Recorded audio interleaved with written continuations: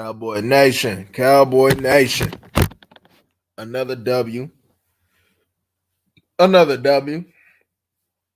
They did what they were supposed to do, which was win, which was win. The fashion that they won in, well, we expected that. We expected that fashion. But out of what I've seen, I wanted to highlight a couple things regarding this win that should concern you and should not concern you, right? But nonetheless, we'll begin here. Well, Dak, even though he didn't throw for 400, Dak still played a good game. So Dak is still building on the weeks that he has that he started. He's been having a good month, right? And he's continuing on. And if we're gonna continue to win games, he's gonna have to continue to do the same thing, right? See, it may not always be pretty. That's that thing that I was telling y'all about, right? When they try to criticize Philadelphia for the way they win, look, find a way to win. Good teams find a way to win, whether it's pretty or ugly. You got a 17 game season, and it ain't gonna always be pretty, but you got to find a way to get a win. Hell yeah, Hula, that's a bad boy. He was whooping on Zach. He was whooping Zach Martin ass, boy. Boy, he was tearing that boy up. Man, shoot, they were smart to go ahead and run away from that boy today, because he wasn't about to do no playing up over there on that right side. And we knew we already knew he wasn't gonna be on Tyler Smith's side, because shoot, man, that'll go ahead and probably wear him down a little bit. But shoot, Zach Martin, man. Zach Martin got his ass whooped today. But it's all good though. But that just go to show you, like, look, that's why I would have. That's why, and speaking of Zach Martin, that's what I would have told y'all I wouldn't have paid him, right? See, because if I'm paying you with keeping in mind that you're going to be the Zach Martin that I've always had, and the Zach Martin that we've always had don't get his ass whooped like by Derek Brown like that. That's all I'm saying. You still playing good, but you're not playing on the level that Zach Martin plays. And I know it ain't been talked about, but I am seeing a decrease in Zach Martin. I am now. I would expect when we get to the playoffs that he will probably have a flashback Zach Martin type of game, but I am seeing a regression, right? Whether it be old age or whatever the case may be, I'm seeing a regression. And the cool thing about it is, right, I'm not seeing no regression in Tyron Smith.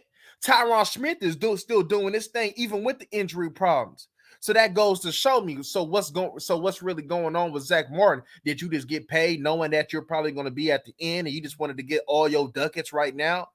But why pay somebody that ain't going to see? Like I said, Jerry paid him to be elite. And he's playing. Look, I'm not saying Zach Martin is playing bad, but he's not playing elite though, right? As I mentioned before, and I've seen the broadcaster mention this during the game, is that Tyler Smith is playing like your best offensive lineman. He's your best offensive lineman on this team, and that's correct. That's correct. The torch has been passed down, right? I know it's been talked about that, Zach Martin has been your best lineman in the past few years, and he only had that title because Tyron has been consistently out the lineup. Because if Tyron was consistently in the lineup, then no matter what Zach Martin do, he still would have been considered the best offensive lineman on this team. That's no knock against the talent, because that's the type of talent that we got on this offensive line, which kind of gives you look, even though this offense is recognized as one of the better offensive lines in the league, it's still a disappointment that we're not getting the running game the way that we're supposed to get it, right? And we know that's in part of not playing Rico the way that we should play him. But let's just be honest. This offensive line that we got with all these Pro Bowlers and future Hall of Famers on that line, we should be doing a whole lot better in the run game than we are. That's all I'm saying. We should at least be on a level at minimum the way it was last year. I think it should be better, but at least at the minimum, especially with Tyler Smith at line. See what this team is missing. I'm telling y'all is that pounder. It's that pounder. That's what this team missing. And this run game will never full reach potential without having that pounder, regardless if TP run hard or not. I mean, TP had that nice little run and towards scoring position. I ain't gonna do that, and he had a better game because we knew that looking at the tape that in order to go ahead and have some success, we'll most likely get in the perimeter. And when we did, we was toward the perimeter when we ran at him, right? We want to run against, we want to run away from Derek Brown and company. We want to run at Burns and company. We don't want to run at them. So that's all I'm saying. But yes, sir, Bumpty. The Harold. Man, they balling, Harold. I can't lie, man. They balling now. They balling. But yeah, so look, if it wasn't for the undisciplined nature of this team, and I'm talking about the Carolina Panthers, who know how that game would have went early on. But I knew the game was over once they kept having them personal fouls toward the end of the half. I knew that game was over. I'm like, they can't recover from that 17-3. When we punched that in with CeeDee Lamb, I'm like, they can't recover from that. They're not good enough. They're not good enough to recover from that, regardless of how the defense was playing, because I will get into how the defense was playing. Because one thing, look, they're going to talk about the sacks all they want to, but I seen a concern again regarding this defense. But we'll get into that, though. Let's continue to talk about this offense. Now, I want to point this out. Personally, I didn't see it because I was focused on other things in regarding the game. But I was hearing, matter of fact, I seen it on Twitter. Jesse Holly was talking about he didn't like the body language of CeeDee Lamb because he wasn't getting the rock or whatever the case may be. Now, I didn't get that because normally I would pick up on that even though I wasn't really paying attention. As far as like looking at CeeDee Lamb, I was focused on other things, right? Taking my notes and stuff like that. But I haven't, if that is a storyline to come up, I wouldn't be concerned about it. I wouldn't. I don't think CeeDee Lamb was on. I don't think CeeDee Lamb was on that type of time, to be honest with you. Now, if I'm wrong and he is, I'm gonna tell you and I'm gonna call his ass out on it. But I don't think CeeDee Lamb was on that type of time because there's been plenty of times where CeeDee Lamb hasn't been involved and he's continued to go ahead and had. Now, when he did have his little fit, I called it out. I believe it was like a month ago when he had his little fit. When he wasn't playing through contact, I did call him out on that. But other than that, I think CeeDee Lamb is. I think regardless of maybe individual frustration, I believe CeeDee Lamb is about team. I haven't got any inclination that he wouldn't be about team. Now, y'all know about number 11. Now, we know he ain't about team. And that's been clear. But we're going to get into all that in a little we're going to get into all that in a little bit, though, man. Hey, look, I ain't going to lie, though. I thought a lot of the times that offense could have, I thought this offense left a lot of meat on the bone. I did. I thought they could have put up 50 on this team, even with it being a more competitive than the Giants, because we knew it was going to be more competitive than the Giants. But I would have thought that that they could put 50 on this team. I think they left a lot of meat on that bone, right? But look, I got to point this out. I'm liking the way Dak Prescott is deciding to take off the ball. He's not being indecisive when it comes down to using his legs. See, look, we ain't talking. See, look, when they talk about this running quarterback, we're not trying to put you in the Lamar Jackson or Josh Allen type of quarterbacks. We're not saying that you are them, but we're saying that needs to be a part of your game, and that is a part of you, but just not into that level. Yeah, we understand that you want to throw from the pocket, though, but in order for you to want to throw and to be able to throw from the pocket, you got to use your legs. And Dak Prescott has been doing such that, and he's been more comfortable. I do want to point this out there, how I seen that that quote talking about how he feels a whole lot better in this offense in the way that is designed by Mike McCarthy. So that should tell us everything that we need to know about Kellen Moore, right?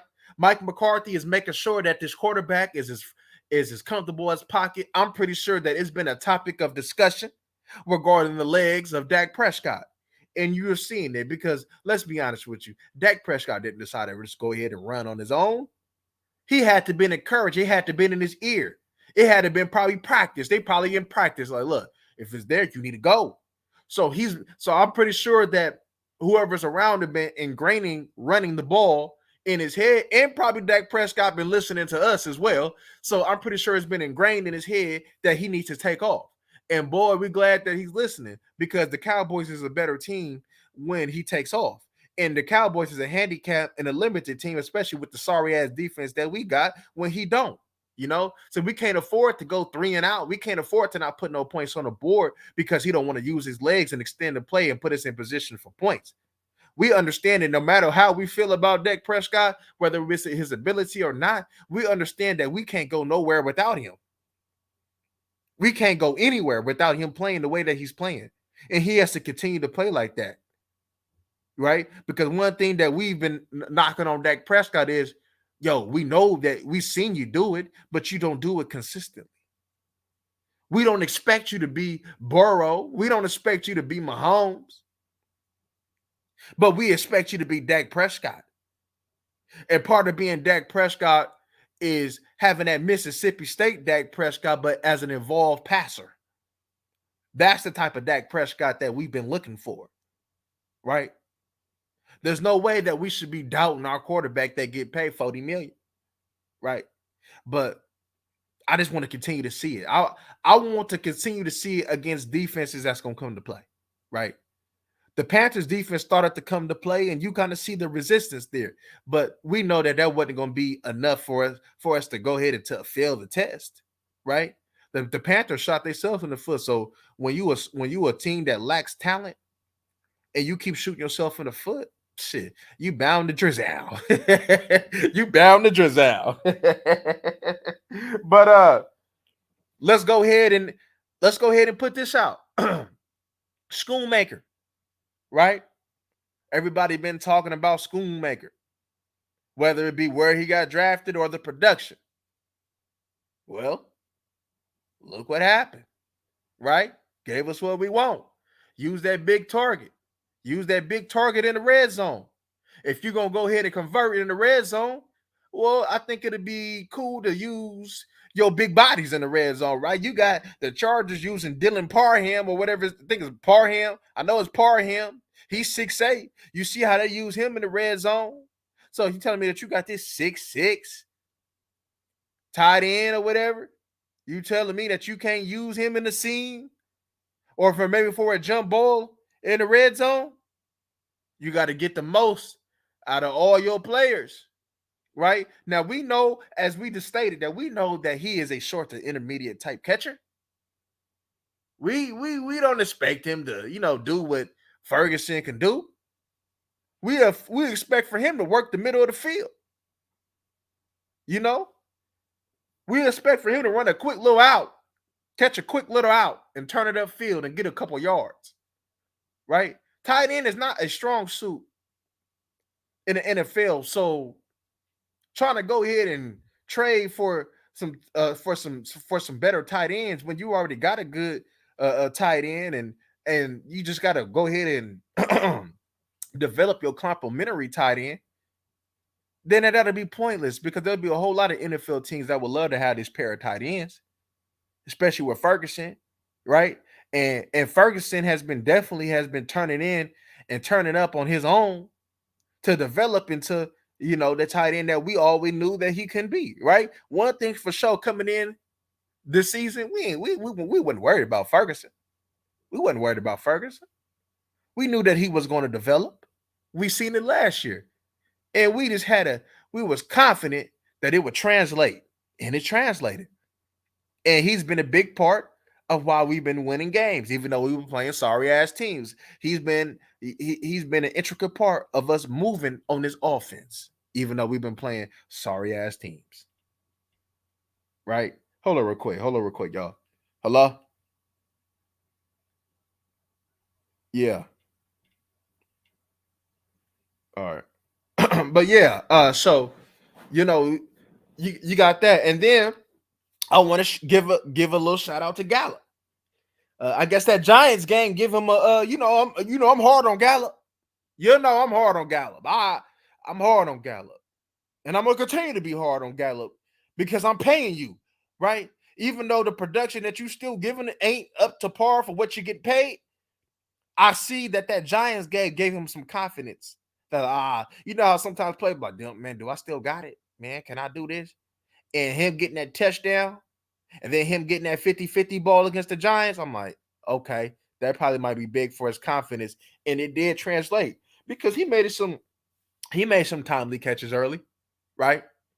It ain't gonna be big in the stat sheet, but I'm all about when you make the play, how you make the play, right? You know, big players make big. See, they're gonna look at the CD and okay, y'all. They're like, oh, CD didn't have the game. Yeah, 10 for he ain't had the 10 for 150. So you ain't gonna always have 10 for 150 every game. I believe it. I believe we all know that. I believe the players know that we're not gonna have 10 for 150 every game. But did you make the plays that we needed to? And CD made the plays we needed to, even though you had them alligator arms earlier in the game. But I ain't gonna hold that to you because I'd rather have you for the game than you go ahead and make a catch and you get your clock woke out. Because boy, he was gonna get his clock. Boy, they was gonna give him 3 hands on the clock, boy. They was gonna tear that boy up. They was gonna tear that boy up. Hey, look though. One criticism though I got for Mike is you being cute when it's time to score. That little wildcat and you going lateral that thing with TP. I'm not feeling that. I'm not feeling that. There's a time and place for everything, and that wasn't the time nor the place to do that. And we pay dearly for that. Yo, do what we've been doing. You know, if it's time to implement it in a certain time, then okay. But that definitely wasn't the time, and everybody knew that. You know, see, so you do that against a better team, they're gonna make you pay. So I know you trying things and you feeling yourself, Mike, and I ain't mad at it. I know Dak feeling himself, and I ain't mad at it. But there's a time and a place, and that wasn't the time, Mike. That wasn't the time to get cute, Mike. That's all I'm saying. That wasn't the time to get cute. Now let's go ahead and talk about this defense, y'all. Right? Let me go ahead and start off with a positive. Deron Bland, him. Deron Bland has been playing excellent football. Excellent football. His close-in speed is ridiculous. The man's a baller. Deron Bland is a baller. Is a straight baller. Right? That pick six, like, come on, like, you know, it's one thing to do it once and it's one thing to do it twice. But when this has been, your identity for 2 years now, this is you.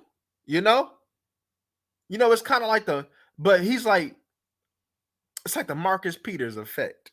But he's a way better corner, a way better cover than Marcus Peters, right? Marcus Peters gonna get them turnovers. He gonna make some plays, but he'll give us some big plays. And I don't see Deron Bland giving up big plays. Deron Bland has helped make this transition of losing Trayvon Diggs, right? Without well, look, let me tell you something like this. Without Deron Bland, you wouldn't even be in this position the way that you are. Without Deron Bland having to adjust playing outside from coming from the nickel, you wouldn't be in this position the way that you are now. Like I said, contrary to popular belief, your secondary is the calm in the storm, right? Gilmore has been playing solid. You don't hear nothing from Gilmore, and that's how you want it. You don't hear nothing from Bland unless he's making a big play. That's how you want it, right? Jay Lou has been getting criticized, and I didn't look. I told y'all in the film, I didn't really see why he should be getting criticized the way that he get, right? Jay Lou came out and bounced back from what I've seen, right? So your corners have been the common. Your corners is helping out your safeties who can't cover. Now, like I said, it was good to see Wanye up in that piece. It was good to see Wanye get some burn because Wanye is going to have to continue to get some burn because your safeties can't cover. Wilson stealing money. Boy, he's a thief in the night. He said, I'm going to go ahead and steal from the rich and give to the poor. The modern day Cowboys Robin Hood. Because your boy Donovan Wilson is stealing money. And now y'all know I wasn't the biggest fan of going ahead and paying him anyway. Right? They go, oh, he made a little fumble play against Wilson. Yeah, come on. Where the hell you been at? Since from the start to the finish last year, we was calling on your name every single game. But every time we damn near call your name now, we see either you getting your ass whooped in the run game or you ain't looking too hot in coverage. That's all I'm saying. You know, and you got paid. So when I see somebody get paid, man, I expect them to make plays. Simple as that. They paid you because they want you to go ahead and continue to be consistent the way that you are. They paid you for the way that you've been. And for you to go ahead and get paid and not be the way that you've been, come on. Now, I'm always a proponent and say that there's a whole bunch of Donovan Wilsons out there that you could have went and got cheaper and used to put that money somewhere else. Now it's mismanagement though, but we ain't gonna harp on that because we know Jerry Jones has been mismanaging this cap, right? He loved to go ahead and be cheap, right, and go ahead and build through the draft. But man, when he decides to pay these players the last few years, it's been like, what are you doing? What are you doing? And I could just imagine what they're going to do with Michael Parsons. I could just imagine what they about to do with Michael Parsons. And they're going to get fooled by paying him like one of these top ends and, slash linebackers. And he damn near going to steal some money too. And they're going to look at it as sack production, right? They're going to say, oh, Micah had a game. Well, Micah had 3 sacks. Okay, cool. We been knew that offensive line was weak as hell, right? We been knew that there was especially in the interior alignment, that there was a lot of room to make plays. And we took advantage of that. That offensive line couldn't pick up no stunts, no twists, none of that. And Dan Q, credited to him, took advantage of that. And we need him to do that, right? And, no matter how much Micah thinks that he is an end, right? No matter how much Micah thinks he an end, you're going to get your sacks. You're going to get your sacks. Guess what? At linebacker. You're going to get your sacks being isolated on the center. Guess what, Micah? That's what you're going to get. That's exactly what you're going to get, Micah. So you best to go ahead and roll with the punches. You better just realize that. You better just understand that. You better just understand it. No matter how much you think that you's a defensive end, no matter how much you think you're a defensive end, your best position, Micah, is at what? Linebacker. Now I'm gonna say this, y'all, right? Let's point this out. Let's point this out real quick, right? Hear my thing. Peep me out. Dan Quinn has to try to get Micah on fire early so he can be motivated during the game. It's sad that I got to say that, but Dan Quinn has to go ahead and get him involved early for Micah Parsons to want to go ahead and be motivated to play the game. He has to.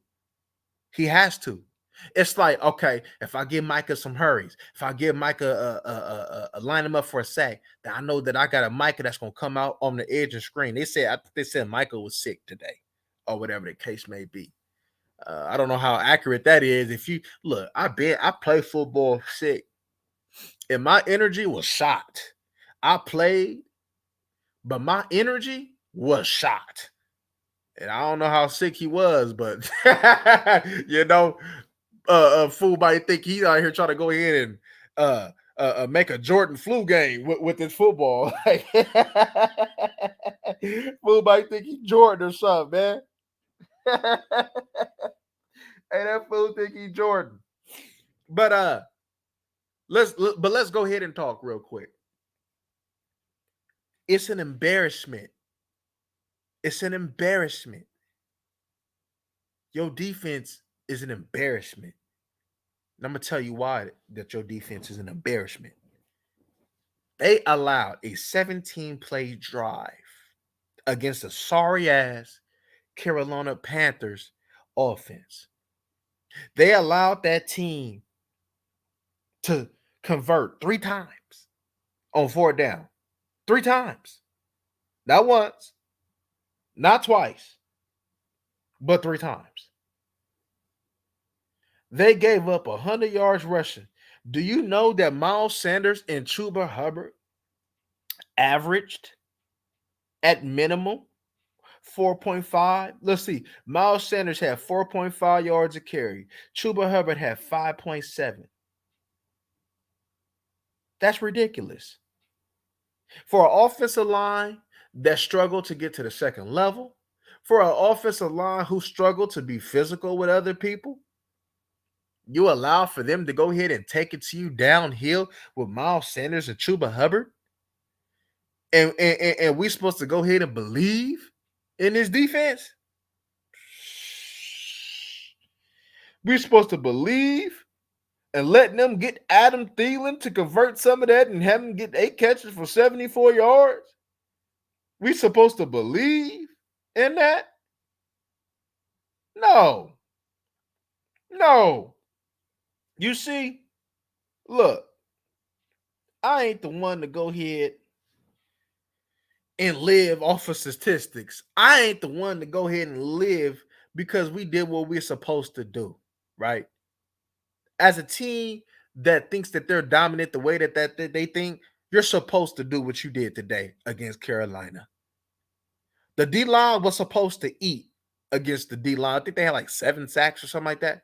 They were supposed to get that. But one thing that they wasn't supposed to do is give up a 17-play drive. Now, I know if Dan Quinn is any other coach that we may think that he is, he should not be happy with the performance of that run game against the D. It's very leaky. And you trying to tell me that the Washington or what the hell, the Washington Commanders ain't gonna come in here with a better offense and a better defense and go ahead and run it down on you with Brian Robertson? That game is probably going to be closer than what it should be. Didn't they give the Giants a game today? Matter of fact, the Giants put 31 points. That New York Giants put 31 points on them boys. And the cold thing about it is, I'm looking at the statistics right now. Even though Sam Howell threw for 45 attempts, they ran the ball 28 times. They ran the ball 28 times. And they're going to continue to run the ball. And that's concerning. That's very concerning, right? People going to say it's supposed to be an easy win. I wouldn't call Washington on Thanksgiving an easy win. I think it's going to be a battle. Just I haven't watched the film yet, but judging off of this performance, judging about what they do, and judging by how we are, I'm thinking it's going to be a close game. I'm thinking it's going to be a good game, especially on a short week. Got to be prepared for that, right? They're going to come at you with some physicality. This is probably one of the better teams that you've seen in what, 3 weeks? 4 weeks, right? See, when you get accustomed to playing bums, though, see, that's why it's essential that that this team police themselves in holding themselves accountable. Because if they don't, they let off the gas pedal, you allow for a team like Washington to come up in there and steal a win. When if excellence is the standard, then no matter what happens, you should come out with that win on Thursday. I don't give a damn what happens. If excellence is a standard, you win Thursday. You have to win Thursday if that's the standard. I don't give a damn if it's division or not. So what? I don't give a damn if it's the NFL or not. So what? If it's a standard, they got to get that win. Division or not. That's what I'm saying. I'm not that, yeah, I'm not thrilled because one thing I know is that this run defense ain't gonna change. Seeing Rashawn Evans out there, it should have been more. Like I'm looking at Dan Quinn. He got this linebacker tackle to tackle, a good linebacker, one of the best that you got, tackle to tackle in the box. And Dan Quinn got him on the edge. He got Rashawn Evans trying to hold the edge. What the are you doing? And they got cursing him in the middle. What are you doing, Dan Quinn? Like, come on. Like, I don't see this from any other team. Like, what? Like, well, Dan Quinn woke up in the morning, but like, you know what? Because we so versatile, I'm going to put my linebackers and set the edge. Because I don't believe in my defensive ends, we're going to go ahead. Bro, stop putting Micah in them at defensive end and set the edge. Quit putting linebackers in to set the edge. And actually put defensive ends to set the edge. Y'all going to hear me keep saying this all the time because it happens and it's going to bite you. It's going to bite you one day. It's going to bite you one day. And I hope that day ain't soon. I hope that day ain't in the playoffs from doing this stupid ass stuff that he be doing. He be doing some stupid ass stuff sometimes. That's all I'm saying, y'all. That's all I'm saying. He just got to stop with that BS and just play some traditional stuff. It's cool that you got hybrids. Okay, use them to your advantage. Fine. But my G, don't try to outthink this. Don't try to do too much. It's very simple. Do what you're supposed to do, Dan. Do what you're supposed to do. Because we already getting punked. We already getting punked in the trenches. And we're going to continue to get punked. And Washington, they probably going to punk you in the trenches again. I just got to be candid. They throw the ball for 45 times. Oh, damn, that's a whole lot to throw that ball. But I would expect, if I'm looking at fantasy, y'all, I would expect probably for Robertson to touch that ball 20 plus times. If Chuba Hubbard and Miles Sanders got 100 yards combined on us with better running backs, with a better team, okay. But I just wanted to come in here and just talk about it a little brief. You know, we getting these teams and doing what we're supposed to do. So I can't get mad at that. I can't get mad at getting the wins that we need to win in a fashion that we will expect for it to get. You know, everything ain't gonna be 50, 40 points, and everything ain't gonna be 400 yards. When it come down to this offense, other than being able to run the ball better, I don't have no complaints today.